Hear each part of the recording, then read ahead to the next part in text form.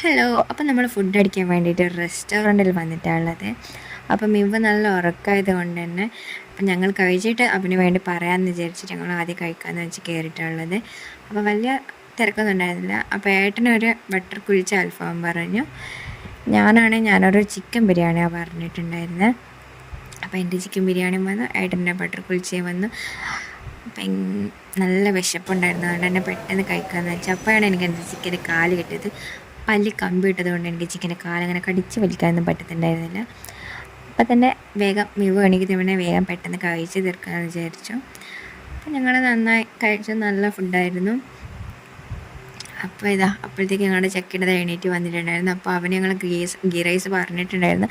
അപ്പോൾ അവനതും കൊടുത്ത് ഞങ്ങളങ്ങനെ അവിടെ നിന്ന് ഇറങ്ങി. ഈ സ്പോട്ട് എവിടെ വരുന്നതെന്ന് വെച്ചാൽ കൂത്തുപറമ്പ് പൂക്കോടുള്ള നാസ് അറേബ്യ റെസ്റ്റോറൻ്റാണ്. അപ്പോൾ ഓക്കെ, ബൈ.